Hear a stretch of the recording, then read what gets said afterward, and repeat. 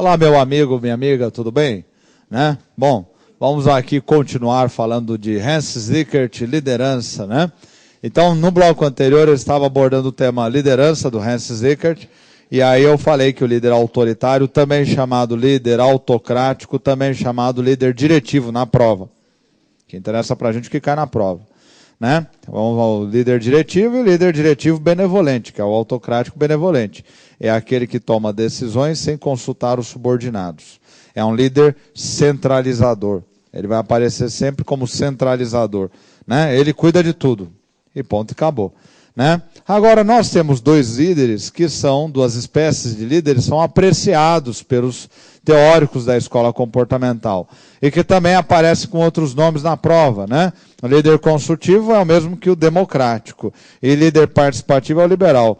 Né? Qual é a diferença? É muito grande. Questão da ESAF, né? Era errada, dizendo que os dois geravam comportamentos similares. Não geram, eles são diferentes. O democrata, presta atenção antes de sair anotando, só presta atenção. Ele é aquele que consulta antes de tomar a decisão. Ele consulta, mas a decisão é dele. Então ele ouve os subordinados, aí com base nisso ele toma decisões. E o participativo, também chamado liberal, é aquele que delega. Ele delega, então ele não precisa tomar a decisão, ele delega para que o colaborador tome a decisão. Então veja, o democrático ele não abre a mão de tomar a decisão, a palavra dele é final, só que ele consulta. O liberal participativo não, ele delega. Então anota aí agora para você ter no teu caderno aí, meu amigo, minha amiga, anota aí por favor. Líder democrático ou consultivo, líder democrático ou consultivo, o nome já está falando, consultivo. É aquele que consulta antes de tomar a decisão. É aquele que consulta antes de tomar a decisão. Mas ele tem que tomar a decisão. Ele não abre mão de tomar a decisão.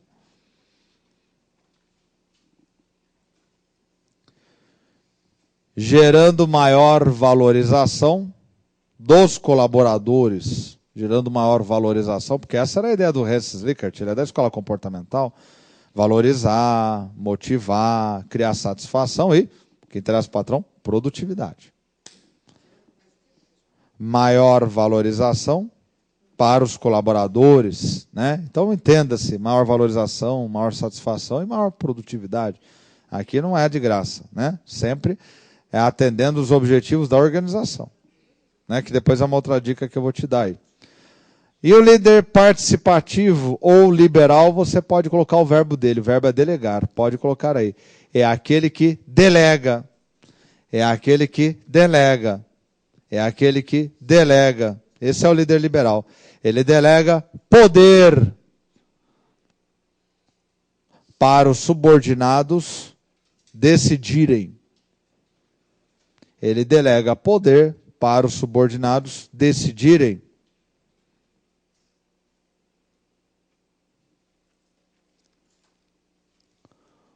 O que cria uma maior satisfação. O que cria, ia ficar horrível, o que cria uma maior satisfação nos subordinados. Então essa é a ideia do líder liberal. Agora, olha que interessante que o Hans Zikert fez e que caiu na prova da Secretaria da Fazenda do Estado de São Paulo. Mas poderia ser ESAF. Ele fez essa seguinte associação. Líder autocrático, ele colocou que estava relacionado à teoria. Isto mesmo, a teoria X. E o líder democrático e o líder participativo estão relacionados à teoria Y. Então você tome cuidado, meu amigo, minha amiga que está me assistindo e vocês que estão aqui, tome cuidado o seguinte, se aparecer lá o examinador colocar um líder Y, eu não sei se ele é democrático ou ele é liberal, mas eu sei que uma coisa, ele não é autocrático. Então às vezes aparece, né? O líder gerencial é um líder Y. Ele é um líder Y. Tudo bem? Agora, na ESAF, não fica muito claro isso. No CESP eu já vi questões dizendo claramente isso. Mas na ESAF ele é valorizado. É um líder que ele não aborda, mas eu vou pedir para você pular 2 linhas e colocar ele em separado. Ele tem a ver com uma teoria que eu já falei aqui, a teoria contingencial ou situacional. E ele é apontado pela maioria dos autores hoje como líder ideal. É o líder situacional. É o líder situacional. Na realidade, eu não vou agregar muita informação para você. Eu só vou dizer que o líder situacional é aquele que age de acordo com a situação. Então, tem hora que ele é democrático, tem hora que ele é liberal, tem hora que ele pode até beirar um certo, né, autoritarismo, mas muito eventualmente. Agora, dica, né? A ESAF, né, nós vamos ver aí, se você pegar as questões da ESAF, que uma parte eu já falei delas, fica entre aquela história gerencial, burocrático, né? Aquela coisinha binária. Muitas questões fazem isso. A ESAF, eu acho que esse é um modelo básico deles, é 1.0, tem de monte. Agora, eles têm um outro modelo de questão, que é o seguinte. Assinale a verdadeira. Assinale a verdadeira, né? E, na maioria das vezes, a verdadeira é a menos pior. A verdadeira é a menos pior. Então, você pega 10 questões, uma geralmente é assim. Né? Muito comum. Então, você olha 5 alternativas em administração geral. Em administração geral. Isso é muito comum em administração geral, fazer esse tipo de método. A administração pública eu não lembro, né? Olha que eu dou muita questão de administração pública por aí. Não, administração pública eles são mais precisos. Por quê? Porque a administração pública tem a legalidade, então tem que ser mais preciso. Agora, em geral, que essa coisa meio, depende da teoria de autor tal, segundo abordagem e tal, eles fazem muito. Então, olha só, caiu uma questão na ESAF, 2009 ou 2010, que era o seguinte, né? Assinale a alternativa correta sobre liderança. E a mais correta era uma que dizia assim, o líder autoritário gera maior produtividade, embora crie maior agressividade nos colaboradores. Mas, poxa, o candidato, na hora que eu estava comentando essa questão para os candidatos, já olhei para a cara deles, já esperando, o candidato já levantou a mão, mas professor, o tempo todo o senhor está falando que o líder democrático e o líder liberal são os que geram maior satisfação e maior produtividade, que é exatamente o que a tese defendida por toda a escola comportamental, depois pelo movimento do desenvolvimento organizacional. Essa é a teoria dominante, que esses líderes aqui geram maior produtividade. Até tem estudos na Nigéria que dizem que lá o líder democrático participativo não. Lá a produtividade que gera é menor. Por quê?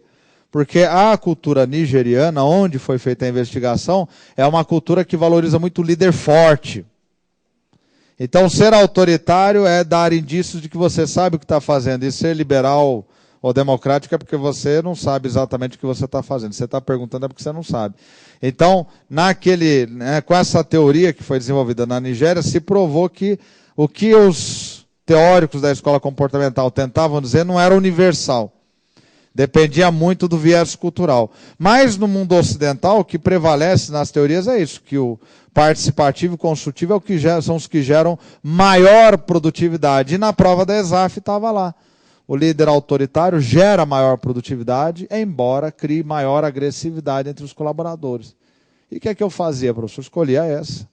Porque essa era a menos pior. É a menos pior, né? Então, o examinador ele jogou com o quê? Ele jogou não com a teoria, jogou com a sua capacidade de interpretar a partir da teoria. Então, ele deu, 4 questões horríveis e ele deu uma que você fala, bom, isso aqui pelo menos faz sentido. Então, é essa aqui, né? E ela adora esse modelinho de questão, né? Uma menos pior, tá certo? Né? Então, é uma outra. Outra dica também, uma terceira dica agora, né? Sempre privilegie, quando aparecer na questão, uma alternativa assim, alinhado aos objetivos organizacionais. Alinhado aos objetivos organizacionais. Essa é uma dica rasteira, né? Alinhado aos objetivos organizacionais, às vezes a ESAF muda, alinhado com os objetivos institucionais, alinhado aos objetivos estratégicos da organização, provavelmente essa é a certa. Não interessa do que trata a questão. Não interessa do que trata a questão. Mas geralmente essa é a certa. Por quê? Porque tudo tem que ser alinhado com o objetivo da organização, não é isso? A gestão de competências tem que ser alinhada com a organização. Questão da ESAF. O planejamento estratégico tem que visar os objetivos estratégicos. Questão da ESAF. Né? Teve uma que ele falava sobre empresa pública. A comunicação organizacional tem que atender aos objetivos institucionais. Naturalmente. Que é o objetivo do Marco Antônio? Não, da instituição. Né? Então, geralmente, essa é a certa, independente da... Líder situacional é aquele que age de acordo com a situação. Ele pode ser democrático numa hora, ele pode... a senhorita teve aula passada, abordagem situacional? Não, abordagem situacional, abordagem situacional contingencial, contingencial, tá travando. Né? Passou. A abordagem situacional ou contingencial é aquela onde os líderes, colaboradores da organização agem de acordo com os fatores políticos, econômicos, socioculturais e tecnológicos. Quer dizer, eles agem olhando para o que está acontecendo à sua volta. Então, o líder mais querido nos concursos públicos é o líder situacional. É aquele que age com base no que ele está vendo. E tem horas que ele vai ter que ser liberal, tem horas que ele vai ter que ser democrático e eventualmente ele vai ter que ser autocrático. Né? Então, o líder situacional hoje é o mais querido. Né? Em várias teorias, tem uma teoria aqui que eu não vou ficar entrando nela porque tem outras coisas mais importantes, que é a teoria do William Reed, em teoria 3D. Caiu para a Secretaria da Fazenda. Eu só vou falar que caiu para a Secretaria da Fazenda se cair para a ESAF, senão não vou falar. Como eu não vi ainda na ESAF, então eu vou me calar sobre ele. Mas ele apresenta vários modelos de líder e vai dando nome para cada um deles. O burocrata, autocrata também, né? Benevolente, o promotor. E ele vai chamar de executivo aquele líder que tem todas as características ideais. E as características ideais, segundo ele, é uma capacidade imensa para entender as pessoas, liderar pessoas, uma capacidade comportamental, uma habilidade comportamental, ele consegue entender as pessoas, e ele tem uma capacidade técnica imensa, ele tem uma capacidade de execução de tarefas incrível, ele conhece muito, né? Porque nós vamos ter uma série de teóricos aí, o William Blake é poeta, filho, né?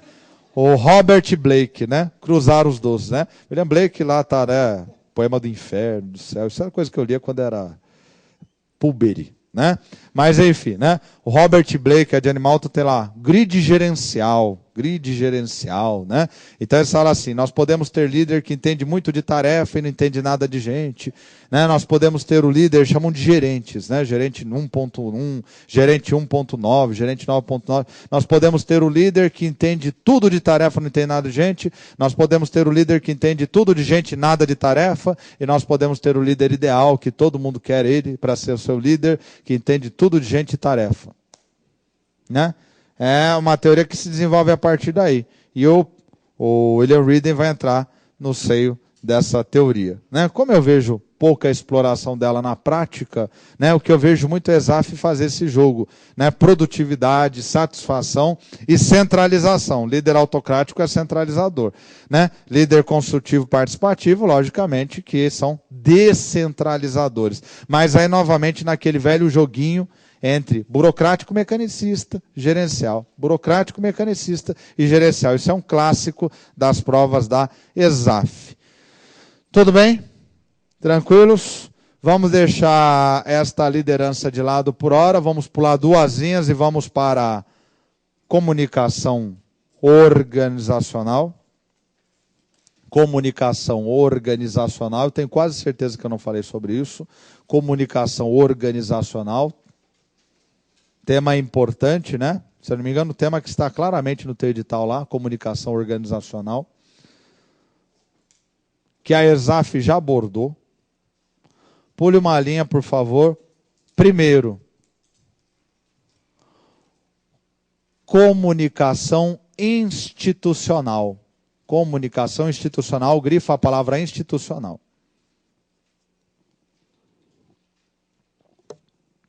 Puxa uma seta e coloque aí. É a que visa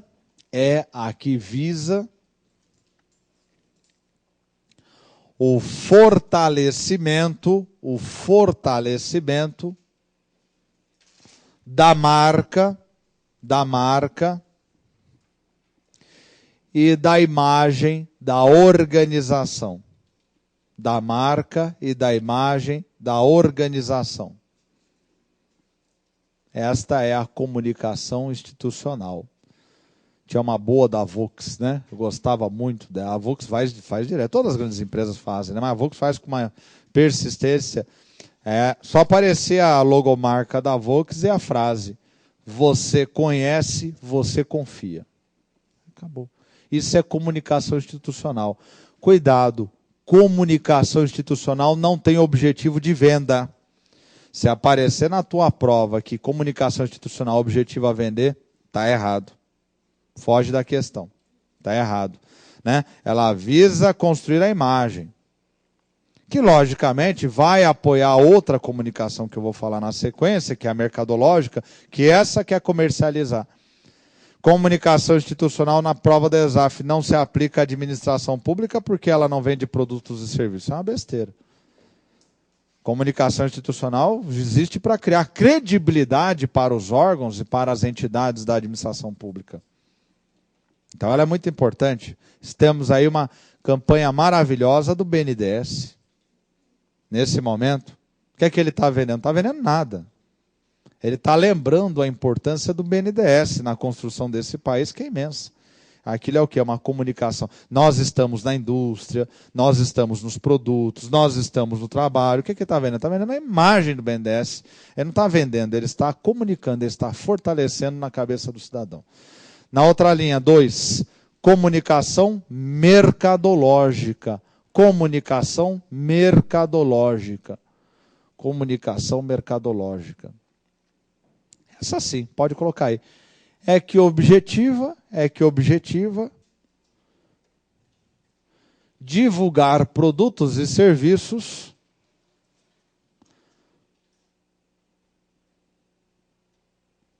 que atendam às necessidades do cliente. Que atendam às necessidades do cliente. Divulgar produtos e serviços que atendam às necessidades do cliente. Se for uma empresa capitalista, naturalmente vai comercializar, né? Então, a propaganda mercadológica é essa sim. Jetta 2013, né? Quer dizer, ele está divulgando um produto, né, que vai ser comercializado, né? Gol, né? O carro mais vendido do Brasil, tá? Está divulgando um produto que vai ser comercializado. E se é uma instituição pública, está divulgando o serviço que está prestando ao público, né? Mas geralmente nas provas, quando aparece comunicação mercadológica, o examinador está pensando numa empresa privada comercializando produtos e serviços. No máximo, uma empresa pública explorando a atividade econômica. Banco do Brasil. Venha ser um investidor do Banco do Brasil, venha aplicar no Banco do Brasil, venha, né, nosso cheque especial que tem a menor tarifa do mercado. Né? Isso é comunicação mercadológica. E aquela comunicação que é muito importante, porque sem ela não existe nenhuma instituição, por uma linha, o terceiro é a comunicação interna. É a comunicação interna. Essa nós vamos deter um pouco mais de atenção. Comunicação interna. Comunicação interna é a que ocorre entre os colaboradores da entidade, da organização. Usa a organização, fica melhor do que a entidade. Entre os colaboradores da organização, né? Líderes, subordinados. Tudo bem? Sobre comunicação interna, é aquela que, né, acontece entre os próprios colaboradores, colegas, chefes, superiores, subordinados. Sem essa comunicação, a organização não funciona. Como é que as pessoas vão saber o que elas vão fazer se não tem comunicação? Agora, essa comunicação interna, ela pode ser caracterizada de várias formas. Então, pule uma linha, por favor, e coloque aí, né? Aspectos da comunicação interna. Aspectos da comunicação interna. 2 pontos. Na outra linha, A. Comunicação formal. Comunicação formal. Ih, é fácil. Você vai gastar meio neurônio para guardar isso. Comunicação formal. Aquela que é realizada por meio de documentos. Aquela que é realizada por meio de documentos. Memorando interno, carta circular, ata de reunião, né? Guia disso, guia daquilo. Isso é comunicação interna, ela é formal. Não preciso nem dizer para você que a organização burocrático-mecanicista valorizava a comunicação formal. Adorava a comunicação formal. O memorando interno era um sucesso. Em todas as organizações. Memorando interno, né? Isso aí era de praxe. Sobraram, evidentemente, muitas dessas coisas nas organizações gerenciais. Pule uma linha, por favor, e coloque aí B, comunicação informal. É fácil, tira o documento, ficou informal. Comunicação informal. É aquela que não utiliza os documentos como meio. É aquela que não utiliza os documentos como meio. As organizações gerenciais privilegiaram a comunicação informal. Lógico, celeridade. Se for tudo, né, documentado, pelo amor de Deus, né? Lembra, era um dos vícios da burocracia. Excesso de papelada e morosidade. Um gerava o outro. Né? Excesso de papelada. Eu vi uma frase muito boa de uma gestora de TI de Nova York. Depois do ataque do 11 de setembro, o governo federal americano injetou uma grana pesada em todo o sistema de segurança de Nova York. Então, as delegacias que operavam, né, os distritos policiais, como eles chamam, que operavam na base da papelada, todos foram informatizados. E foram integrados num grande sistema de TI da cidade. Você sabe o que aconteceu? Começou a ter uma onda de prisões assim, mas uma atrás da outra. Foi uma beleza. Nunca se prendeu tanta gente em Nova York como depois do 11 de setembro. Mas o que foi de gente para a cadeia? Por quê? Porque o distrito da nona, ele sabia que tinha um criminoso que ele estava procurando, mas ele não sabia que estava aqui perto do meu distrito. Porque o distrito da 15ª tinha uma ordem de prisão para um cidadão que estava lá perto do primeiro distrito. A hora que jogou tudo isso no sistema de TI, ora, aquele fulano que ele está procurando, é ele lá, ó. Né? Olha lá na tela do computador, está aparecendo lá, está lá na primeira. Manda rápido, manda prender ele lá. Traz ele para cá logo. Começou a prender um monte de gente. Aí ela soltou uma frase muito boa, que tem a ver com comunicação, informação. Ela falou assim, nós tínhamos uma papelada tão grande que era um caso clássico de que você nem sabe o que você sabe. Você tem tanta informação que você nem sabe o que você sabe. Agora, a partir da hora que você tem um sistema de TI que cruza tudo isso, as informações fluem e ganham uma celeridade, mas olha, para o povo de Nova York, né, lamentavelmente 11 de setembro, o resto foi uma bênção, o sistema de TI deles. O que diminuiu a criminalidade ali foi um negócio incrível, né? Justamente porque os computadores fazem todo o serviço. Basta entrar lá e está tudo lá, né? E a administração pública brasileira adora essas coisas, viu? Você vai conhecer um monte de sistema de TI lá na Receita Federal. Agora, pula uma linha. C, comunicação horizontal. Comunicação horizontal. Isso é um clássico, né? É o C. É uma... tudo bem, olha, eu dividi. Primeiro, segundo, terceiro, aí depois terceiro eu coloquei lá aspectos da comunicação interna e comecei a descer, A, B, C, mas fiquem à vontade. Importante que faça... Isso, é dentro da comunicação interna. É dentro da comunicação interna. A colega perguntou, acho que a sua dúvida aí também saiu. É dentro da comunicação interna. Nós vamos ver a comunicação horizontal e a comunicação vertical. Então, coloca aí, né? Comunicação horizontal. É a comunicação entre os pares. Comunicação horizontal é a comunicação entre os pares. Comunicação entre os pares é entre os iguais. Então, eu estou no mesmo nível hierárquico que você, estou me comunicando com você. Isso é uma comunicação horizontal. E pule uma linha.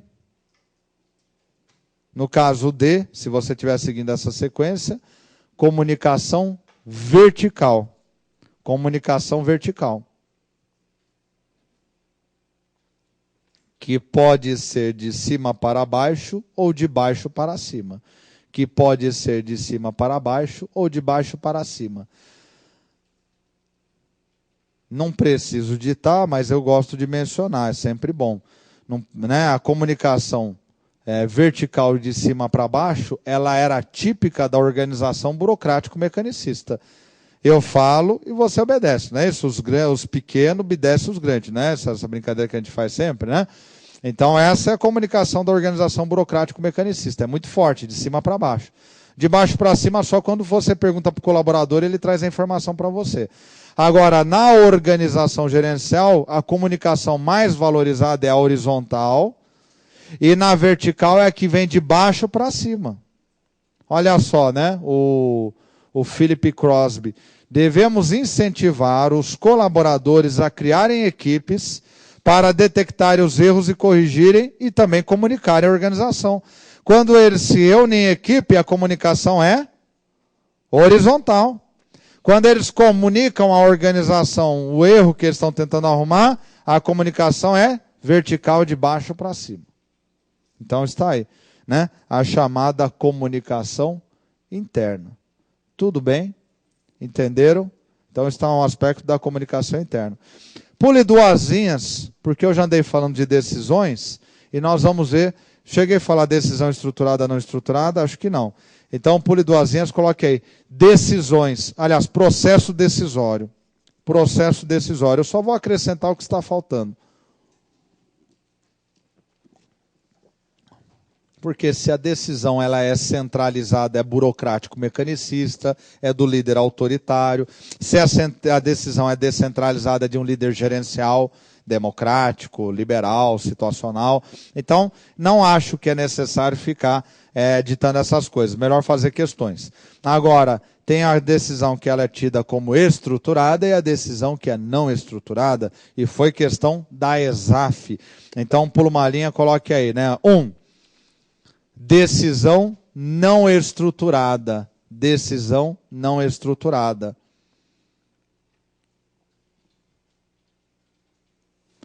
É aquela onde o líder tem a total liberdade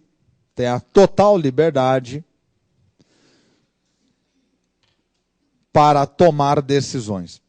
Ponto. Ele não tem nenhuma limitação. Pergunto, qual líder que trabalha com decisões não estruturadas? O líder que é presidente da empresa ou que é chefe do departamento? Presidente da empresa. O presidente da empresa não tem nenhuma limitação. Ele não tem nenhuma limitação. Ele decide se vai fazer uma fusão, se não vai fazer fusão, se vai abrir filial, conversa até com os diretores, mas ele que decide, ele dá a palavra final. Né? Agora veja, se é presidente da empresa, em que nível da empresa nós estamos? Estratégico, tático, operacional. Então você pode puxar uma seta, exemplo, decisões estratégicas. As decisões estratégicas, questão da ESAF, caiu na ESAF, são decisões não estruturadas, porque não tem nenhuma limitação. Por que não tem nenhuma limitação? Porque a empresa ela está em um ambiente instável. Se ela está em um ambiente instável, o líder tem que ter total liberdade para tomar a melhor decisão para a organização.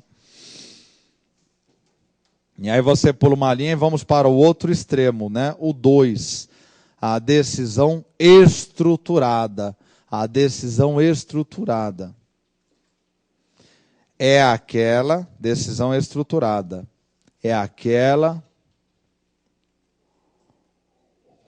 onde o líder tem limitações. Tem limitações com relação ao processo decisório. Ponto. Olha, Matias, você é o novo chefe aqui dessa área de logística e você está livre para tomar as decisões aqui na área de logística. Mas ele vai tomar decisões sobre o quê? Só sobre logística. Ele não pode tomar nenhuma decisão que extrapola a logística. Ah, mas as vendas, não é sua função. Ah, mas olha, o cliente não é da sua função. Você só tem que cuidar da área de logística. Acabou. Né? Isso são decisões estruturadas, elas têm limitações.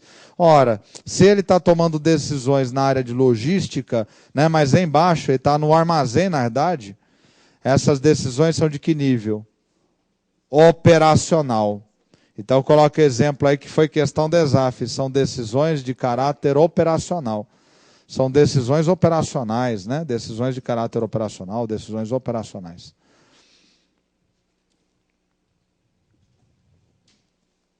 Agora, naturalmente, né, que se eu tenho liderança liberal, tenho empowerment que nós já vimos aqui, lembrando, né, a decisão pode ser delegada, pode ser avocada, né, enfim, né, pode ser compartilhada, então não há muito o que ficar explicando sobre isso aí. Eu acho que esta é a pior que eu vi na ESAF. Decisão não estruturada, estratégica, tem que ter liberdade total. E decisão estruturada, decisão operacional. Né, já vi muitos materiais falarem que a decisão tática é uma decisão que semi-estruturada, porque tem características da estratégica, mas tem limitações da operacional. Tudo bem? Então está aí o que nós precisamos saber de decisões, né? Pula duasinhas, gestão de competências, vai cair na sua prova, pode ficar tranquilo. Gestão de competências, não foi visto, né? Conhecimento, habilidades, nada disso, né? Então, tá, gestão de competências.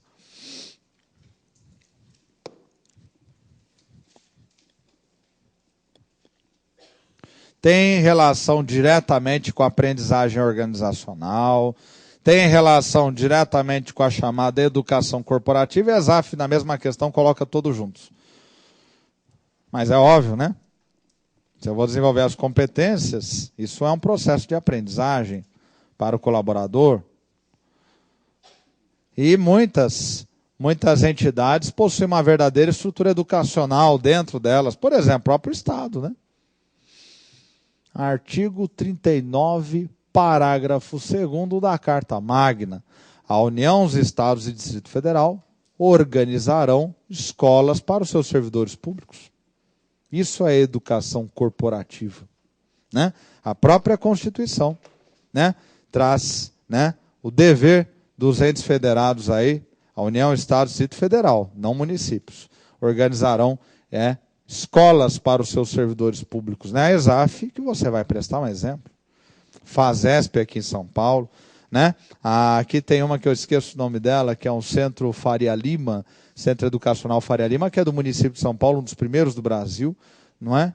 Então, quer dizer, né, as empresas públicas, boa parte delas têm educação corporativa, os grandes municípios brasileiros têm educação corporativa, para quê? Para aperfeiçoar os seus servidores. A Escola Nacional de Administração Pública, a ENAP, que é uma fundação, né? Mas, enfim, vamos lá ver as competências. Pensou competências?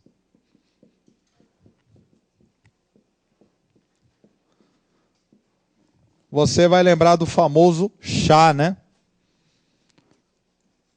Chá é bom, né, gente? Chá faz bem para a alma, para o corpo, né? Limpa, não é isso? Chá de erva cidreira é bom, chá de boldo, então, ai, que delícia. Toma que você vai adorar, viu? Né? Aquilo é horrível, de que é de matar, né? É o chá. Conhecimentos. Falou conhecimento, é sempre teórico. Oh, que isso? Conhecimento teórico, sempre conhecimento. Habilidades, habilidades é o saber fazer. Habilidades. Né? Saber fazer, é saber executar, é saber produzir resultados. Atitudes, as meninas falam hoje, né? O rapaz tem que ter atitude. Atitude é o quê? Saber se relacionar, dizer que ela é linda, interessante, única, né? Que você viu atitudes, não é? Você é velho, mas funciona, né? Enfim, né? Na maioria das vezes, né? Cuidado, né? Atitudes, né? Vai sair abusando desse talento, não. Atitudes, então, atitudes, tá certo, né? Tá, né? Lexotan às vezes não funciona. Então, é o saber relacionar-se. Falou atitudes, é o saber relacionar-se. Como é que se desenvolve a gestão de competências? Óbvio, né? Perceberam que a gente tinha conhecimentos teóricos maravilhosos, não conseguiam transformar isso em resultados práticos para a organização. Tem gente que tem grandes habilidades e falta ali o conhecimento teórico para dar um plus, um salto. E tem gente que tem habilidades incríveis, conhecimentos teóricos e são seres absolutamente insuportáveis e inóspitos ao ambiente corporativo. Né? Quando elas aparecem no corredor, todo mundo muda de lugar, né? Vai tomar café, né? Pelo amor de Deus, socorro, né? Deus me livre, baixou o Exu aí, né? Entendeu? Né? Se fosse o Exu, tava bom, meu filho, aqui é o tranca-rua, né? Então, quer dizer, a gestão de competências, ela passa a se preocupar com isso, né? Gestão de competências também parte de outro princípio muito simples, né? Que não está nos livros, mas é o seguinte, né? Às vezes a gente está indo na padaria, sendo que o pão está em casa. Né? Então a empresa está precisando de um excelente gerente de produção. Tem uma pessoa altamente qualificada em gestão de produção trabalhando na contabilidade. Ué, o que é mais fácil encontrar tecnicamente? Vai, um estagiário que está começando a vida aprendendo contabilidade ou um gerente de produção já formado? Todo que está começando é mais fácil encontrar estagiário, bota nas faculdades, você acha. Então, tira esse cara que é gerente de produção, tem formação, e traz ele para a produção e contrata um estagiário, porque vai ser muito mais barato para a organização do que ela ter que contratar um gerente de produção novo. Que às vezes, para ter aquela experiência, ela vai ter que tirar de outra empresa. Mas eu já me formei em produção faz muitos anos, eu nem lembro mais nada disso. Gestão de competências. Então vamos passar por um treinamento para melhorar essas suas habilidades, né? Vamos passar aí por uma rotação de funções na área de produção para você poder ter visão global, gestão de competências. E gestão de competências hoje ela está alinhada nas organizações com planejamento estratégico. Então, ela depende de comunicação interna, depende da visão que a organização tem dos seus recursos humanos. Né? Qual é a importância dos recursos humanos para a nossa organização? Se a organização valorizar muito os recursos humanos, é muito capaz que ela trabalhe com isso aqui, gestão de competências. Se a administração pública está trabalhando, se nós temos no âmbito do Ministério do Planejamento e Orçamento e Gestão, nós temos uma secretaria chamada Secretaria de Recursos Humanos. Ela que traça as políticas de recursos humanos, o Programa Nacional de Gestão de Recursos Humanos, ela que traz isso para todo o governo federal. Esta secretaria fala de gestão de competências. Aparece uma outra palavra relacionada a essa secretaria, que também aparece relacionada à prova da ESAF. Ao invés de competência, às vezes aparece a palavra capacitação. Toda vez que você vir na sua prova a palavra capacitação, está falando sobre competências. Capacitação. Questão da ESAF, isso aqui. Né? Tá. Programa, objetivos de capacitação, objetivos nas competências. Por isso que hoje você presta o concurso, entra e vai passar por treinamento, vai passar por cursos, né? Vai passar por muitos cursos antes da sua aposentadoria aos 70 anos. Pode ficar bem tranquilo a esse respeito, viu? Agora, que formas, professor, existem, que métodos para desenvolver os conhecimentos, habilidades, atitudes? Vamos anotar aí os métodos que são, né? Pule uma linha, anote aí. Métodos aplicados no desenvolvimento das competências. Métodos aplicados no desenvolvimento das competências. Pule uma linha, por favor. Primeiro, conhecimentos. Puxe uma seta e vamos colocar os métodos que são utilizados para conhecimentos. Mais simples possível. Leituras, tem empresas que elas entregam um livro para o funcionário e falam, lê esse livro. Leituras, palestras,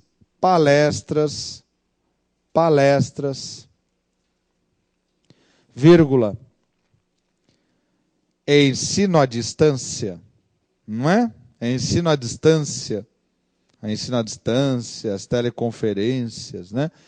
Perfeito para conhecimento teórico. Ensino à distância, vírgula, Treinamento.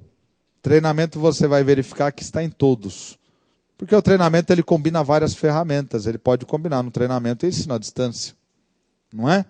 Então, estão alguns exemplos aí. Né? Cursos, né? Tudo que for relacionado a cursos, né?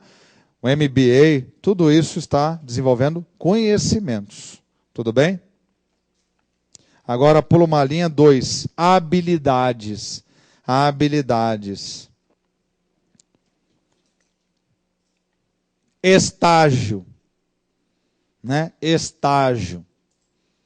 Mas como a instituição do estágio caiu em desgraça, né? Porque muito estagiário foi transformado em boy de luxo, então aí criaram programas de trainee. Programa de trainee é o estágio que tem uma finalidade mais bem elaborada, paga melhor, não é isso? Né?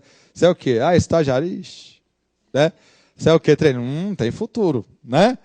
Programas de trainees, né? Programas de trainees, vírgula, rotação de funções. Rotação de funções, nós já falamos. Rotação de funções. Ampliação de funções. Ampliação de funções.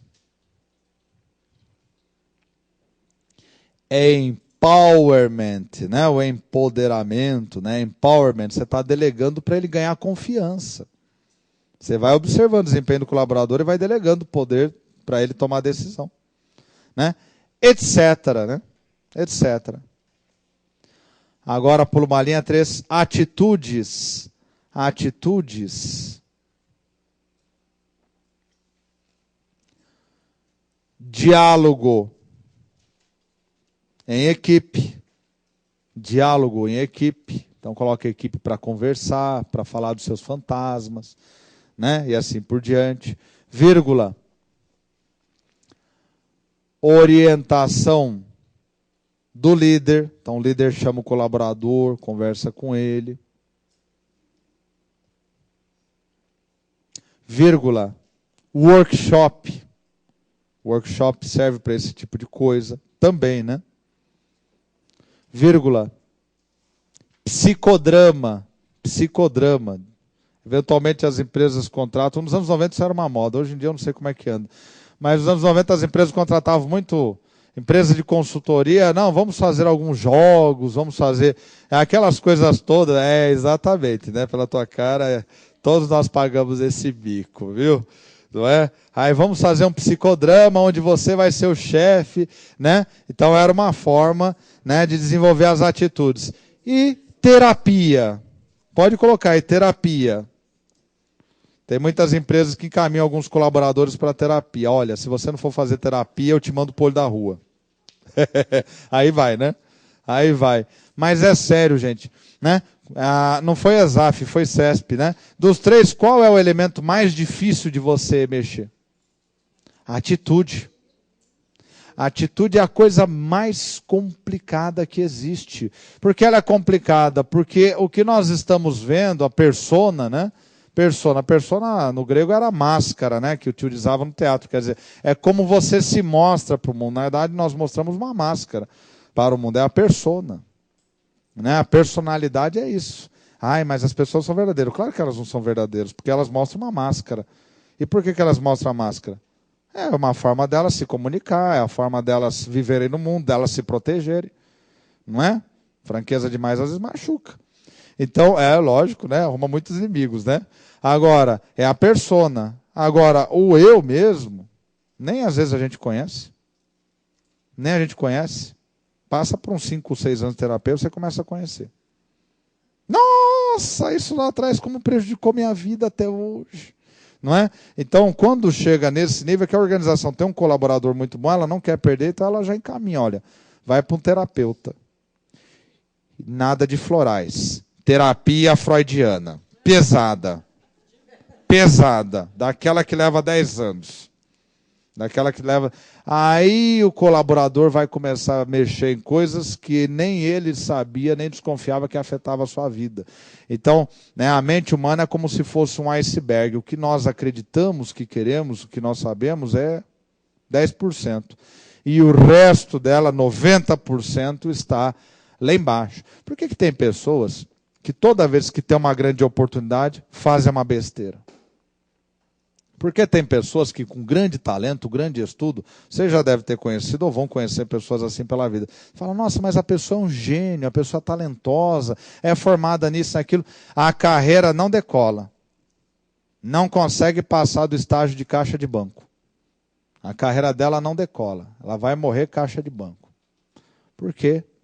Está aqui dentro.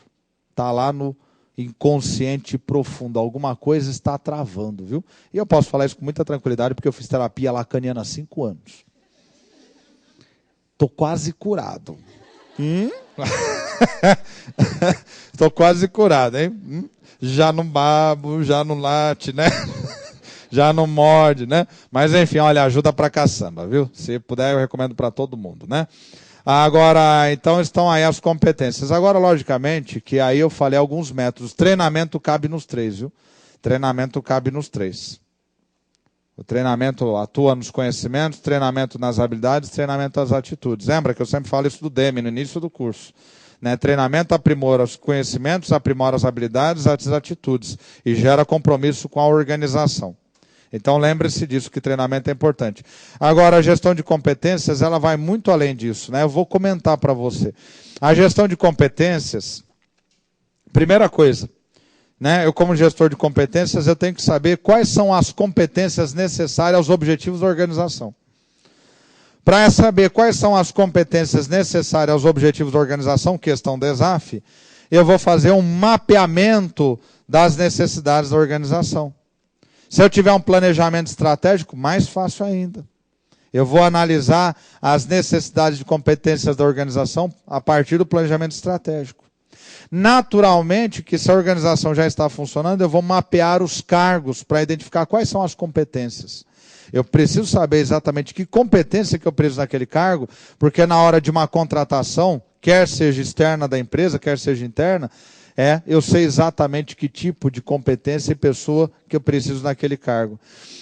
Eu vou também mapear as competências dos meus colaboradores. Eu quero saber exatamente como cada colaborador é com relação aos conhecimentos teóricos, às habilidades e atitudes. É assim que eu descubro que eu tenho, né, um excelente contador em potencial que está no atendimento. É assim que eu descubro que eu tenho um gênio da matemática que está trabalhando lá, pilotando alguma coisa para a empresa, ou num serviço está iniciando a carreira como motoboy porque está estudando à noite, mas é um gênio da matemática. Eu vou conseguir perceber as suas aptidões, as suas habilidades. Eu vou também tentar identificar no planejamento estratégico, logicamente, o planejamento estratégico aponta para onde a empresa está indo, o que é que ela espera. Abrir novas unidades, que competências que ela vai precisar no futuro. Eu também vou mapear as competências no mercado que interessam à organização. Então, nossa empresa é o quê? Nossa empresa não é empresa, professor, é uma fundação hospitalar. Então, me interessa ter exatamente uma lista enorme de faculdades, de universidades de medicina e com os cursos de especialização para que eu possa mapeá-los e saber exatamente de onde eu vou trazer os colaboradores. Se a minha empresa é uma fábrica, uma indústria, as escolas do Senai, as ETECs da vida, onde eu vou encontrar as competências necessárias. Eu também tenho que entender, como gestor de competências, as ferramentas que eu vou utilizar para aprimorar as competências dos meus colaboradores. Talvez eu, como gestor de competências, vou orientar a organização a criar um centro educacional dentro da organização. Ou talvez fazer parceria com uma faculdade para que nós possamos aprimorar os conhecimentos dos nossos colaboradores. Então, essas são as atividades relacionadas à gestão de competências. A gestão de competências ajudou o gestor de RH a fazer com mais precisão e clareza muitas coisas que ele já fazia. Então, agora ele sabe exatamente onde atuar. Por isso que essa ferramenta é um sucesso nas organizações. Alguma dúvida? Por favor.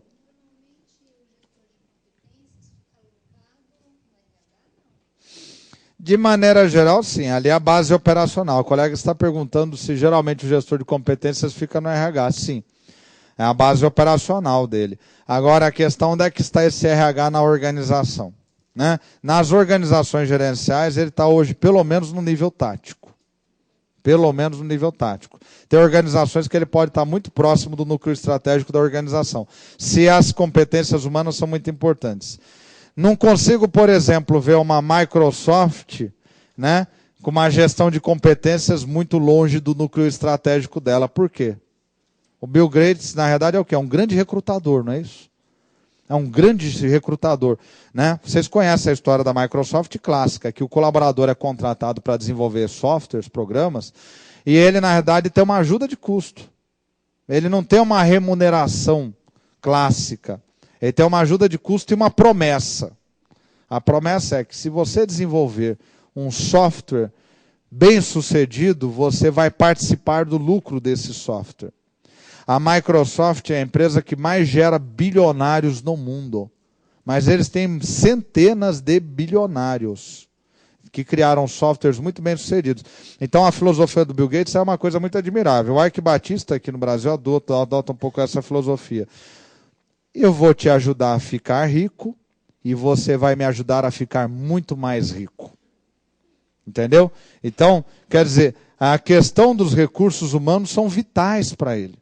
Né? Uma empresa, por exemplo, como o Facebook, que vocês ouvem, vê toda hora na mídia, recurso humano é vital. E é um recurso humano que não é abundante. Eu estou falando de um recurso humano que é de altíssima qualificação. Ah, mas o colaborador lá pode andar do jeito que ele quer, pode andar de patins. Ai, que romântico isso tudo, né? Parecer. Tem metas ferozes de trabalho em cima dele, entendeu? Aquilo ali é para tentar gerar um ambiente mais agradável para ele ficar ali. Até porque muitos desses colaboradores são muito jovens. Não tem muito jogo de cintura. Você chutou o calo dele e manda você para aquele lugar rapidinho.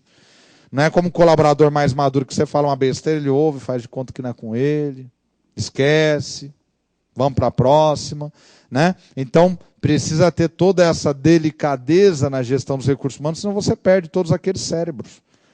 Então, uma gestão de RH está muito próxima do núcleo estratégico da organização e está atuando diretamente com as decisões estratégicas da organização. Como é que eu vou montar uma nova empresa se não tem gente para trabalhar? Que é o drama do mercado brasileiro hoje. Muitas multinacionais já falaram isso claramente. Eu não abro novas empresas, novas fábricas no Brasil, porque não tem gente para trabalhar.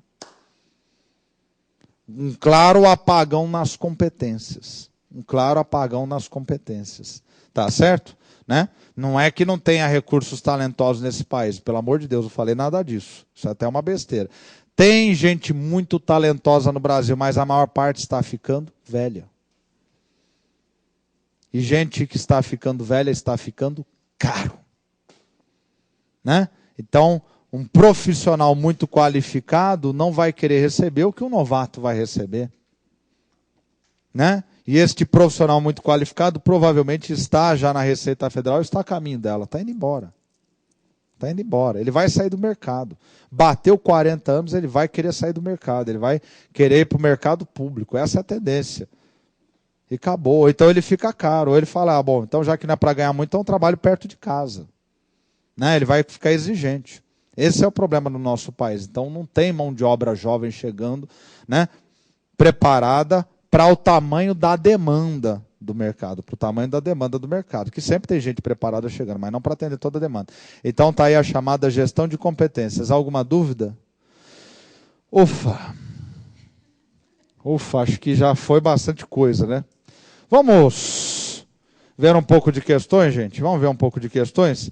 Primeiro uma bateriazinha light, ultra light, né? Uma bateria leve, que não vai cair na ESAF, só para fixar conceitos. Peraí, deixa eu ver aqui se tem mais coisas aqui. Tem... Opa. Tá aí. Primeira questão, teoria motivacional de Maslow, a necessidade das pessoas se sentirem... Isso aqui é tudo Fundação Carlos Chagas, viu? Para você saber a origem desse negócio aí. É tudo FCC. Na teoria motivacional de Maslow, a necessidade das pessoas se sentirem valorizadas pelos que as rodeiam representa o tipo de necessidade, o quê? Tá, fisiológica, estima, segurança social, autorrealização. Vocês apostam em que alternativa? A palavra-chave ali é as duas palavras-chave, sentir valorizadas. Sentirem valorizadas. Então é ser estimado. Ser valorizado é sinônimo de ser estimado. Tá aí, né? Sem grandes tragédias, alternativa B. Segundo Herzberg, que ressaltou a importância da motivação no trabalho, teoria dos dois fatores, a possibilidade de aumento de status ou mesmo de posição social é uma determinante motivacional associada. Bom, isso eu não falei para você, mas já dá para eliminar algumas, né?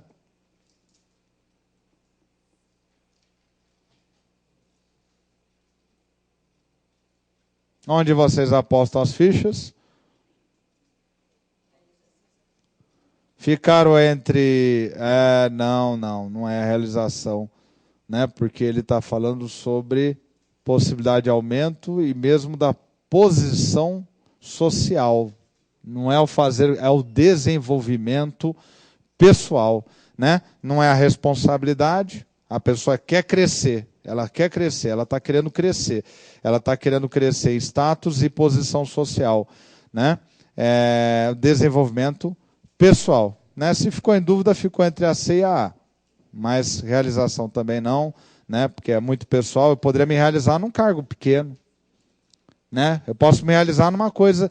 Tem, às vezes, carreiras que para a maioria pode falar, mas isso aqui não tem muita importância. Para a pessoa tem uma importância incrível. Ela fala, eu adoro isso, eu não quero outra coisa na vida. Ela se realiza ali, né? Tá certo? Olha o Herzberg aí, né? Valores, ritos, mitos e tabus são componentes do quê? Você sabe. Cultura organizacional, isso mesmo. Segundo Fayol, a definição dos objetivos organizacionais, dos caminhos a serem percorridos para que sejam alcançados, relacionam-se com a seguinte função administrativa.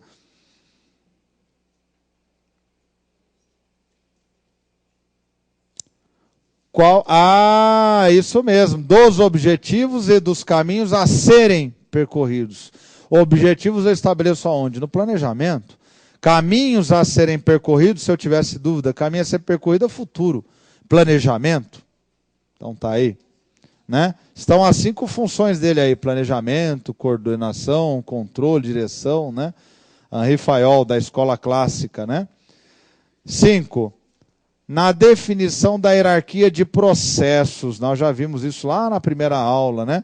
Definição de hierarquia de processos. O macroprocesso tem relevância estratégica, né? Macroprocesso é sempre relacionado à palavra estratégica, o processo ao tático, a palavra tarefa e a palavra atividade ao nível operacional. Sempre cuidado, né? É o que eu vi em provas. Macroprocesso estratégico, processo tático. A tarefa é atividade operacional. E tarefa é o quê? Tarefa é um processo acometido, um processo que é entregue a uma pessoa. Isso é tarefa. Tarefa, isso, né? É um processo entregue a uma pessoa. É a tarefa. Eu tenho uma tarefa. É um processo que você vai desenvolver. É operacional. A atividade e tarefa são operacionais. Tá certo? Isso também funciona no Estado brasileiro. Existe uma ferramenta na administração financeira orçamentária que ela é chamada de atividade. A atividade é uma ferramenta de trabalho que é utilizada nos órgãos da administração para organizar as despesas correntes que vão ou fornecer apoio, por exemplo, a remuneração do servidor público, ou serviços para a população, por exemplo, o Bolsa Família.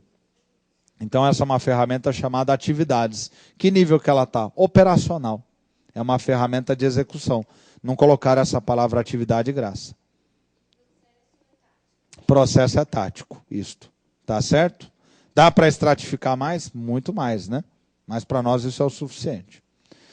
Questão 6. Organizações regidas por normas, leis e estatutos. Não vou ler mais nada. Burocracia, né? 7. Falou norma, regimento e estatuto, burocracia. Né? Burocracia, o burocrático, né? Princípio da legalidade. 7. Olha que questão, já começou a ficar um pouco mais inteligente. Autoridade, obediência, liderança, autogestão, disciplina e autonomia são ingredientes que se combinam em várias dosagens para influenciar o comportamento das pessoas nas organizações. Ponto. Agora vamos ver o que ele quer. Um maior grau de autogestão, disciplina e autonomia na organização caracteriza o modelo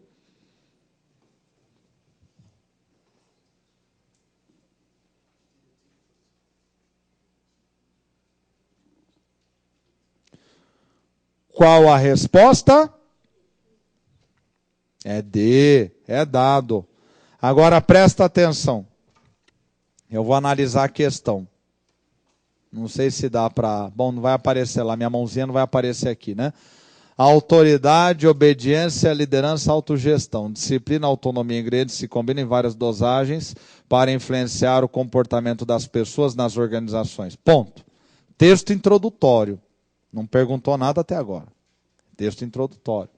Agora vem a pergunta. Um maior grau de autogestão. Opa, a autogestão eu já lembrei do Marco Antônio que isso aí é gerencial. Disciplina.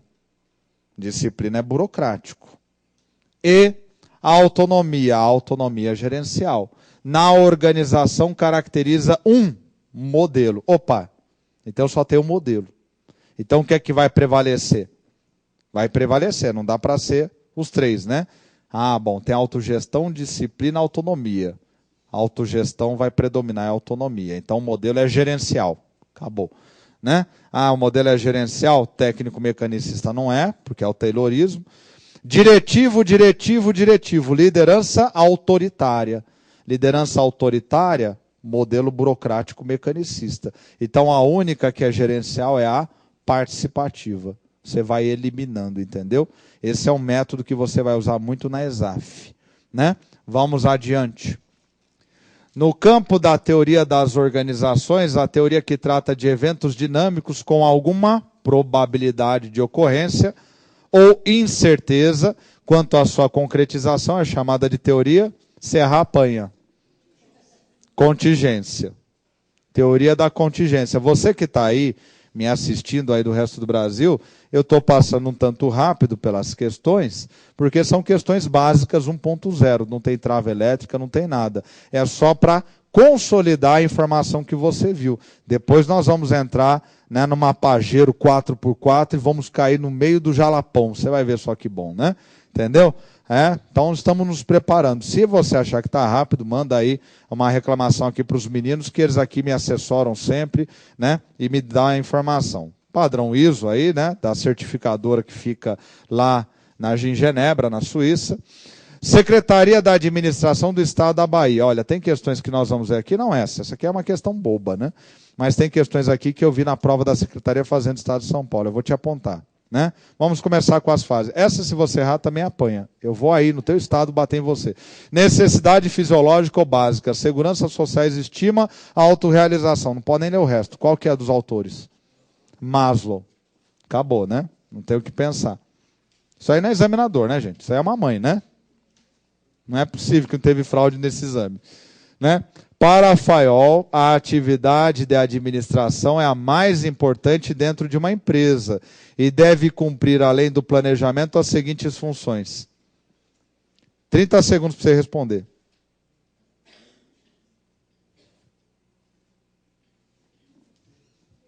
Dado, né? Diferença que ao invés dele falar direção, ele falou comando. Examinador vai fazer isso o tempo todo, troca uma palavra por outra sinônimo. Claro, vai entregar o jogo de graça para você, né? Tem que ter algum trabalhinho. Questão 11, né? Toda organização tem objetivos e para atingi-los, as pessoas que nela trabalham devem ser compelidas, controladas e mesmo ameaçadas com punições, para que seus esforços sejam orientados para aqueles objetivos. Sádico, né? Não é? Esse é sádico, hein? Cuidado. Foge, né? O texto refere-se a um pressuposto da teoria.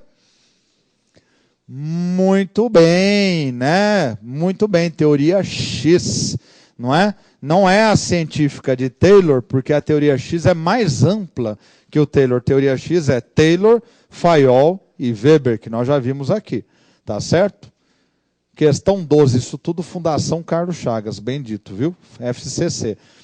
É tarefa essencial da gestão de competências. Questão mais inteligente. Começou a melhorar o nível da aula já.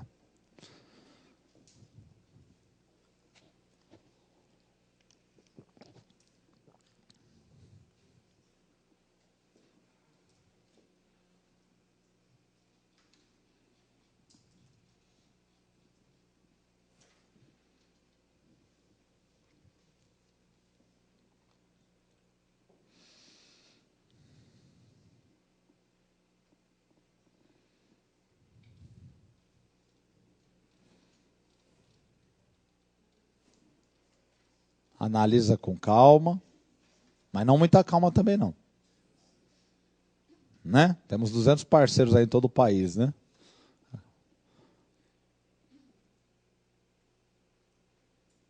O que vocês acham? A alternativa correta é a dica da aula de hoje, que você vê aí outras questões, né? A alternativa é na dica, né? Aquela que tem a ver com os objetivos da organização. Então é a A. Mas se você não lembrasse da dica, vamos ver as outras, né? Vou analisar as outras. Descobrir o talento natural de cada pessoa. Cai fora. Aqui é uma administração, o objetivo é atender às necessidades das organizações, não autoajuda.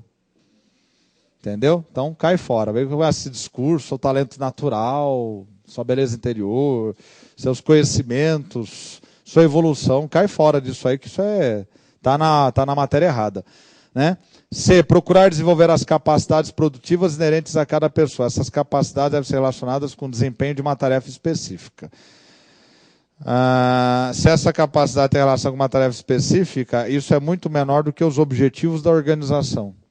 Né? Então, cai fora também. Prevalece sempre os objetivos, os interesses da organização, os objetivos estratégicos e assim por diante. Enfatizar os conhecimentos formais e comportamentais que a pessoa precisa adquirir para desempenhar uma tarefa, isso é besteira. Isso é besteira. Aperfeiçoar no gerente as habilidades práticas relacionadas à administração competente dos funcionários de uma organização, muito localizado e muito limitado. Gestão de competências é sempre mais amplo. Né? Então, na verdade, você, não é que está errado, é que você tem uma A que é muito mais ampla. Ela pega os objetivos da organização. Então, vai sempre nessa que pega os objetivos da organização, da instituição e assim por diante. Ali só pega os gerentes, né? E aí está falando, a tarefa essencial da gestão de competências, não é só dos gerentes. É das competências de todos os colaboradores, né? Das competências organizacionais. 13. As empresas públicas e privadas, diante da dinâmica do meio em que estão inseridas, quase sempre estão se reorganizando. Comumente é aplicado o modelo de descentralização administrativa, cuja base é você sabe. 30 segundos aí para responder.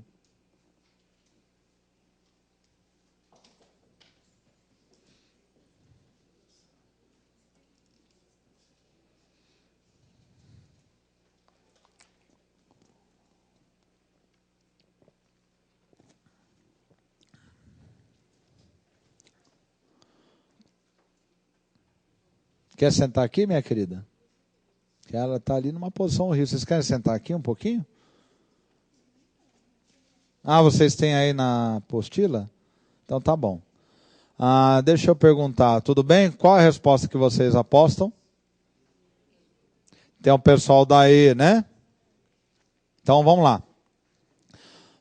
Aplicado ao modelo de descentralização administrativa cuja base. Bom, fortalecimento das decisões estratégicas e operacionais na cúpula da empresa. Está errado, porque decisão operacional é de nível operacional e não estratégico.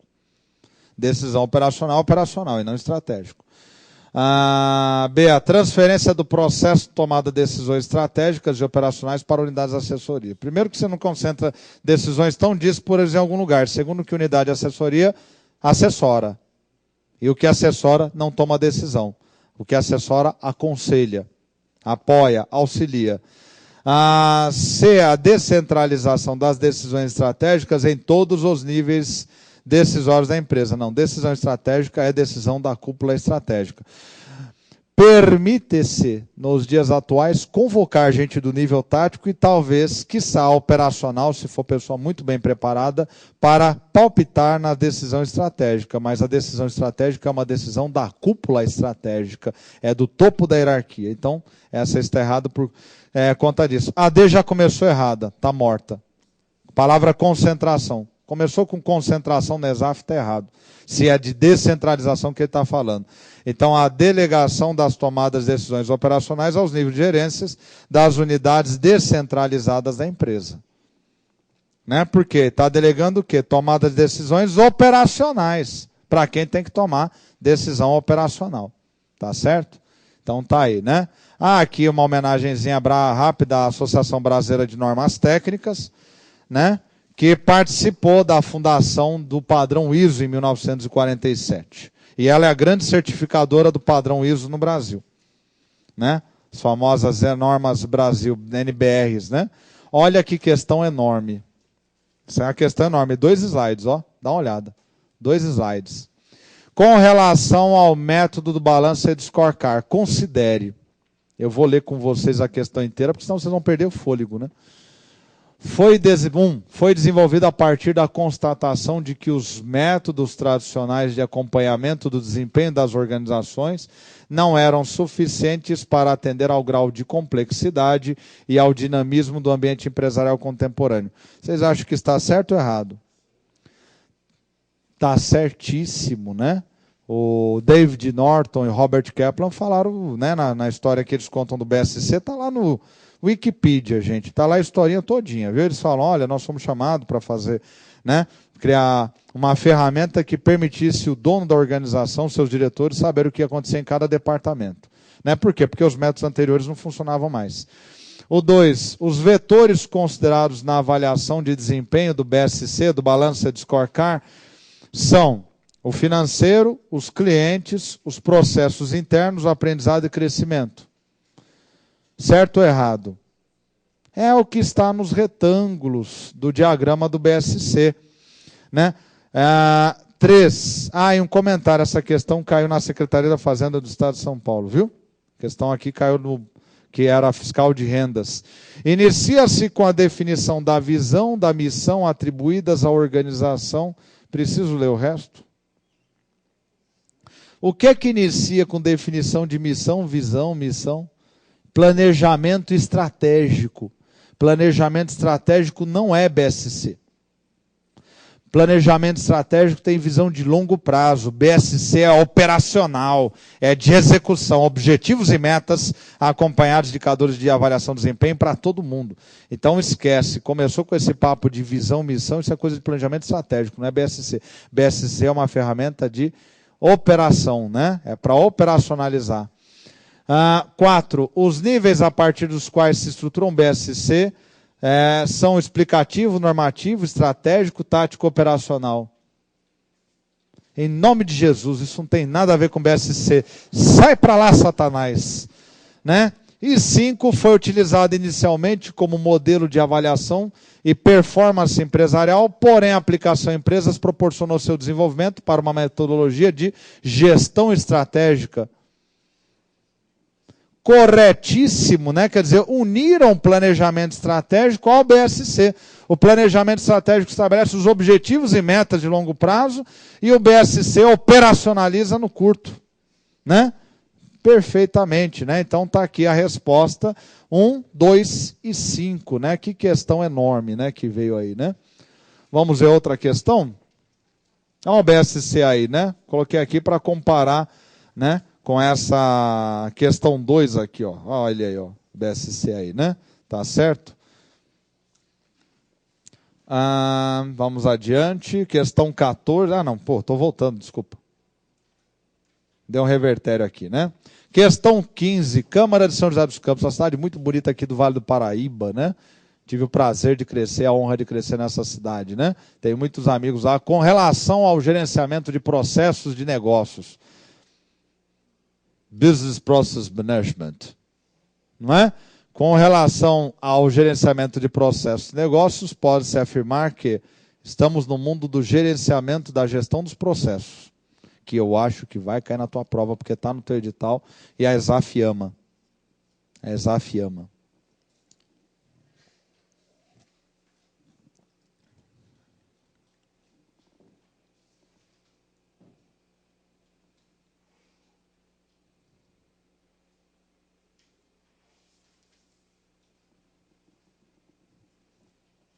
Qual a alternativa, gente? Vou analisar uma a uma. A primeira coisa que gerenciamento de processos, gestão de processos. Acabou, você já sabe disso. A, ele representa uma abordagem sistematizada para o aperfeiçoamento dos processos de produção baseado na evolução do ciclo PDCA. Certo. Está correto. B, ele define uma estratégia operacional direcionada para garantir maior valor agregado aos clientes dos produtos e serviços desenvolvidos pela organização. Naturalmente, né? Porque é qualidade total. C, sua aplicação permite o aperfeiçoamento contínuo, Kaizen, dos processos de produção de software. Naturalmente, porque ele está falando de uma indústria de analista de sistemas, né? Analista de sistemas, tem que manter atenção nessa questão. D, ele permite reduzir a variabilidade nos resultados técnicos e gerenciais alcançados na produção de software. Zero defeitos. Zero defeitos. Faça certo pela primeira vez. É isso que está tratando a D.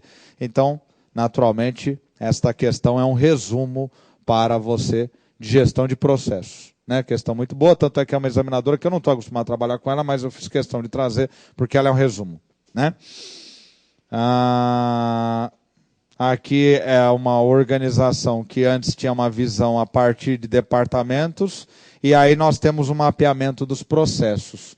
Né? Você está vendo que o pessoal lá da diretoria 3 e gerência 5 logo vai vir se inscrever para prestar concurso, porque vai perder o emprego, né? Porque eles não agregam valor ao produto, ao resultado do trabalho, né? Tudo bem? Vamos aqui, provas diversas, foi um exagero, né? Ah, não, são provas diversas mesmo, desculpa. Estou pensando que eu já estou com outro slide, né? Depois nós vamos ver da Agência Nacional de Águas.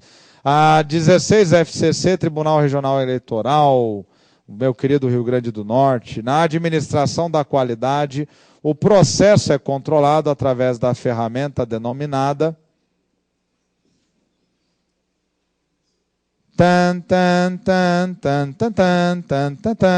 ciclo PDCA. Plano do Check and Act. Não é o PDCA que tem o check, controle? Né? Que disse? Na administração da qualidade o processo é controlado. Controlado, controle. Controle, PDCA. Plano do check, o check é controle. Então tá aí. Né? Método de Pareto não é para controlar, é para identificar erros. Teste de laboratório não é nada, é teste de laboratório. Né? Especificação técnica é especificação técnica, tudo besteira. Né? Era para não errar. Né? Quem estudou? FGV, considerando a figura abaixo. Que figura, professor? Não tem. Não tem a figura. Era um ciclo PDCA, né? Que eu esqueci de colocar aí. Considerando a figura abaixo, sinal a afirmativa incorreta. Bom, também é ridícula, né? O ciclo acima, que o ciclo PDCA não é recomendável para o setor público. Besteira. O setor público aplica, e nós já vimos isso, muito o ciclo PDCA. O resto é um resumo, né? Contempla as etapas a ser desenvolvidas, as iniciais PDCA, Plano do Check and Act, é associada a programas de qualidade, é utilizado no setor privado. E no público também. 18. Que figura? Que figura? Mas você sabe, trata-se de o quê? Não dá para tratar, não. É uma figura que tem um ciclo PDCA com fluxograma dentro. Não dá para tratar. Deixa para lá, ignora, viu? Faz de conta que não é comigo. Não é? 19, vai. Desculpa a você que está nos assistindo aí, porque a questão estava faltando as figuras, né? 19. O instrumento da administração que auxilia o gestor na análise de processos na sequência das rotinas de trabalho é denominado o quê?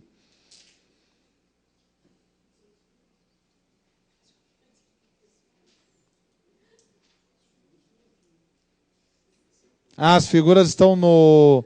É verdade, as figuras estão no diagrama, aí não apareceram aqui, não sei por que motivo. Você quer a resposta da 18? O colega está perguntando a resposta da 18. É a E. Tá? Agora essa aqui. Instrumento da administração que auxilia o gestor na análise dos processos. Na análise dos processos. Esse é o núcleo. É uma ferramenta denominada fluxograma. Né? Uma ferramenta denominada fluxograma. Olha o fluxograma aí. Ó. Isso aqui é uma ferramenta, o fluxograma, que é a representação dos fluxos. Ela é utilizada na República Federativa do Brasil, no setor privado, desde os anos 50. Desde os anos 50. Só que com a evolução da qualidade total, ela passou a ser aplicada também pelo pessoal da qualidade total na gestão de processo. Então, cada representação, né, o losango, você vê que ele dá opções, né? O retângulo arredondado, ele é início ou final, né? Tem o círculo quer dizer que acabou naquele processo e vai começar num outro, e aí você faz um outro fluxograma, e assim por diante. O pessoal utiliza isso aí em mapeamento de processos. Fluxograma é utilizado muito em mapeamento de processos. Então tá aí, né? Olha outro fluxograma enorme aí, olha, gigantesco, né? Tá, e cada retângulo que vai acontecendo nele, né, dentro dele, né, tá certo? Então tá aí, só coloquei, não é para ler o que está dentro, né, só para você ver o que é um fluxograma, né, enorme, né? Questão 20, vamos voltar para as questões, né? Uma estrutura organizacional é representada pelo quê, gente? Organograma. Estrutura, está falando da hierarquia, está falando dos cargos. Organograma, né? Só para ver que isso aí já caiu um dia, pode cair. Entender o que é. A metodologia da administração de processos, questão 2010, hein? A defesa pública, né? Do Estado de São Paulo, né? 2010, questão muito nova. A metodologia da administração de processos. O que é administração de processos? É gestão de processos. Que realiza o desenho de fluxogramas de todas as atividades executadas por todos os cargos pertencentes à força de trabalho, com o objetivo de reconhecer as incongruências e corrigi-las em tempo, é conhecida como o que, gente? O mapeamento dos processos, né? É o mapeamento dos processos, né? Mapear é representar, é levantar, tá? Então tá aí, mapeamento dos processos. Opa, melhorou, hein? Escola Superior da Administração Fazendária, Ministério Planejamento, Orçamento e Gestão, questão 2010. Está pegando fogo. Né? Tudo que é 2008 para cá é novo, viu? Pode estudar. Né, de ESAF. Sobre o tema planejamento estratégico, é correto afirmar o quê? Tem matriz SWOT aí, né?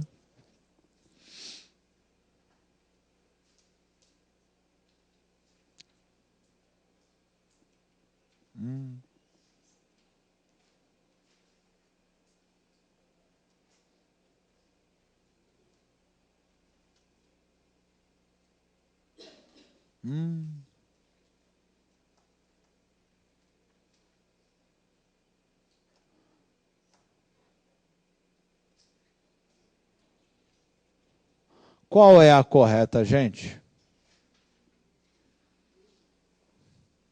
Dado, é isso? Bola. Concordo, vamos lá, né? Olha aí, bola, né? Vou analisar cada uma delas da ESAF, né? A ESAF você tem que saber a certa e a errada, né? Sobre o tema planejamento estratégico, é correto afirmar que a análise das ameaças e oportunidades do ambiente externo da organização é mais importante que a análise dos pontos fracos e fortes do ambiente interno. É relativo, hein? Não vou dizer que é errada, é relativo, porque eu já vi a própria ESAF dizer que as informações externas são muito mais importantes do que as informações internas no planejamento estratégico. É relativo. O que eu vou fazer numa coisa que é relativa é procurar algo que seja melhor ou pior, para decidir se ela é a certa ou errada. Matriz SWOT. Matriz SWOT cai dessa forma na prova. Tá?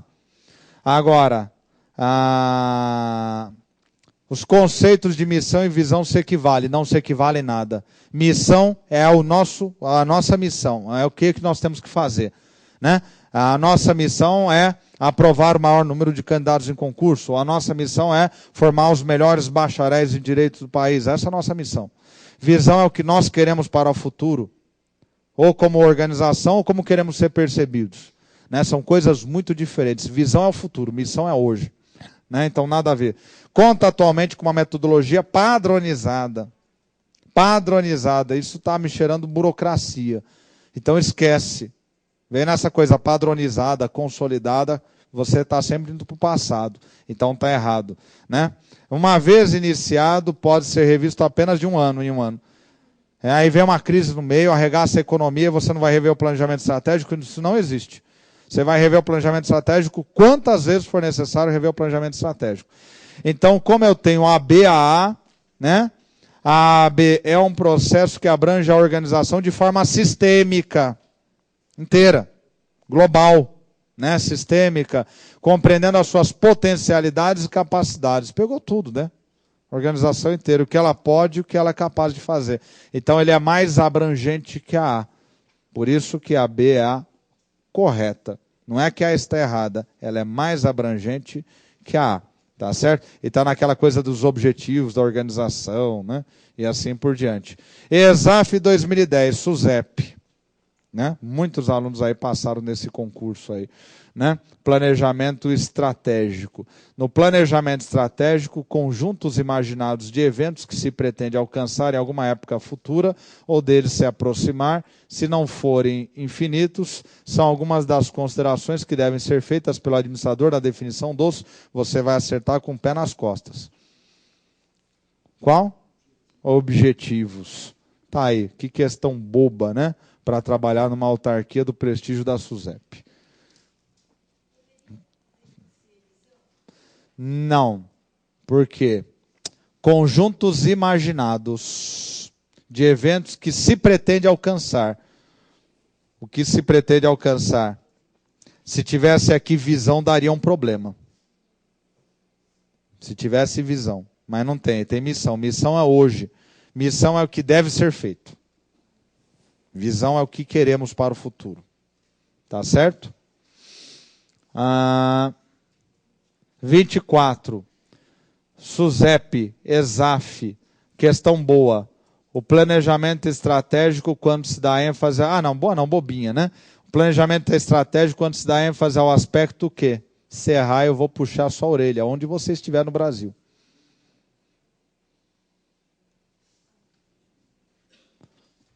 Sempre longo prazo e a análise é o quê? Global, né? Planejamento estratégico longo prazo, análise global.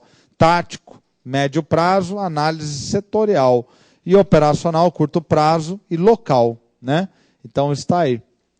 Questão 25, Departamento Nacional de Obras Contra a Seca, o DENOX, né? FCC, a administração estratégica. O planejamento estratégico deve definir os rumos do negócio e responder às perguntas. Qual é o nosso negócio? Onde se quer chegar? Qual é o nosso negócio? É a missão. Onde se quer chegar é a visão. Né? Como a empresa está para chegar à situação desejada? Os meios, né? Porque seu propósito geral é assegurar o desenvolvimento de curto, médio prazo da organização e intervir nos seus pontos fortes e fracos. Por quê? Desculpa. O planejamento estratégico deve definir os rumos do negócio, responder às perguntas, qual é o nosso negócio, onde se quer chegar, como a empresa está para chegar à situação desejada. Por quê? Destacado, isso é um método de questão, porque seu propósito geral é assegurar o desenvolvimento de curto, médio prazo da organização e intervir nos seus pontos fortes e fracos nas variáveis externas. Ponto. Aí ele vai pedir o que ele quer. É correto afirmar que? É uma afirmação que você tem que analisar. Esse método de questão, ele na realidade, ele está aí na FCC, mas ele é muito típico da CESGRAN-Rio. Dá duas afirmações, põe um porquê no meio, e aí vem depois na ABCD lá. Né? A primeira tem a ver com a segunda, a primeira não tem a ver com a segunda, embora ambas estejam certas, as duas estão erradas. Analisa a questão e responde, por favor.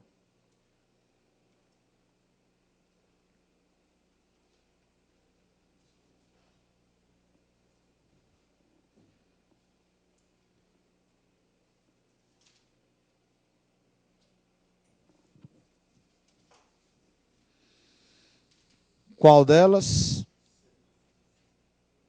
A primeira é verdadeira e a segunda é falsa. É isso mesmo, né? Por que a segunda é falsa? Até o porquê é verdadeiro. O planejamento estratégico deve definir os rumos do negócio, responder a perguntas: qual é o nosso negócio, a missão, onde se quer chegar, a visão, como a empresa está para chegar à situação desejada, os meios. Por quê? Seu propósito geral é assegurar o desenvolvimento de curto e médio. Ferrou aí. Aí matou. Aí ela ficou falsa, né? Intervir nos seus pontos fortes, fracos e variáveis externas é matriz SWOT. Tudo bem? Então tá aí, porque é a C. A primeira afirmativa é verdadeira, a segunda é falsa. Questão modelo Sesgran-Hill, que foi parar na FFCC. Então você está vendo que os examinadores se comunicam, né? Ou se inspiram. Auditor 2001. ESAF. MIRS define TQM, gerenciamento de qualidade total, como um sistema permanente de longo prazo, voltado para alcançar a satisfação do cliente por meio de melhoria contínua, Kaizen, da qualidade dos serviços e produtos. Trecho do livro Mudança Organizacional, de Thomas Wood Jr. Qual das opções abaixo não reflete elementos da TQM? Total Quality Management, né? Da gestão da qualidade total. Auditor 2001. Questão simples e bonita.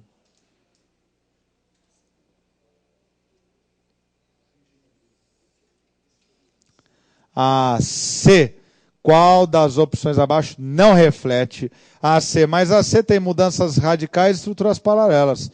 Qual que não reflete? Olha, cuidado, ele quer a falsa. Ele quer a que não reflete a qualidade total. É a C, vocês já acertaram. Mas que parte da C que está errada? Estrutura paralela. Estrutura paralela é típico da organização burocrático-mecanicista, quando ela começa a crescer e vira aquela departamentalização quantitativa. Você duplica os departamentos, você encarece todo o processo, né? Agora, mudança radical é a definição de reengenharia. Se fosse só aqui reengenharia, estaria certo. Mas como ele colocou estrutura paralela, esta alternativa é a errada e, portanto, é a que ele quer. Tudo bem? Questão 27, né? Ministério Público do Rio Grande do Sul. Olha, eu sempre falo que esta parte das questões é a parte mais importante da minha aula. O resto, na verdade, foi um passeio. Eu fiquei tentando te enrolar até chegar aqui. Porque é aqui que você aprende, não é lá na teoria. A teoria só deu a base, né? A teoria é aquele curso, a instrução do CFC. Quando botar dentro do carro e falar, agora vamos dirigir, agora nós estamos dentro do carro. É isso aqui que vai fazer a diferença na prova, né? Nas 10 questões que você tem que fazer. Então, pegue depois em casa e reveja. A característica central dos modelos de gestão baseado na qualidade total tem foco. Serrar apanha.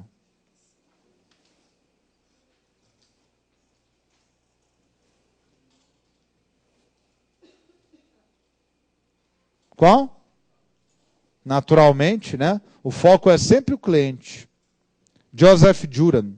É o cliente que determina o que é um produto ou serviço de qualidade, né? Então, se aparecer o cliente, olha, 99% de chance dele ser a resposta certa. Não importa o quê. Apareceu o cliente, né? Perguntaram da Xuxa, tem cliente, vai no cliente. Entendeu? A probabilidade, tem dúvida? Vai no cliente.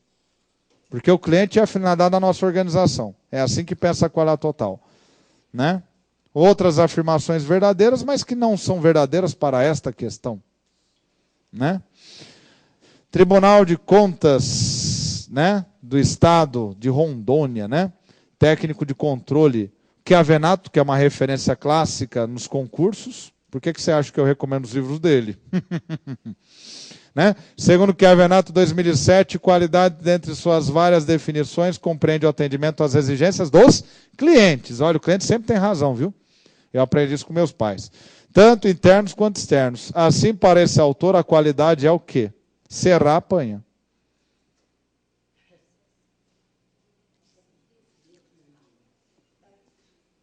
Qual? Serrar, eu vou puxar a tua orelha aí na Bahia mesmo, viu? Ah, processo que zela pela melhoria das relações entre empresas e seus clientes, né? Estou te falando, o cliente sempre tem razão, não é verdade? E na prova também. Meus amigos, minhas amigas, pode cortar aqui para o professor Marco Antônio. Nós estamos, né, lamentavelmente chegando, espero, né, ao final de mais um curso de administração geral para o auditor da Receita e para o analista da Receita. Você não vai faltar a aula que vem, que a aula que vem é a mais importante, porque eu, além de terminar essas questões, eu vou fazer aqui contigo as questões da ESAF, que já estão disponibilizadas. Já pedi para as minhas colocarem lá, né, na área do aluno, e nós vamos fazer, e esta é a aula mais importante. Não perca essa aula, porque essa que vai fazer a diferença na hora de você marcar o X. Um abraço, né, e muita felicidade aí para a tua semana.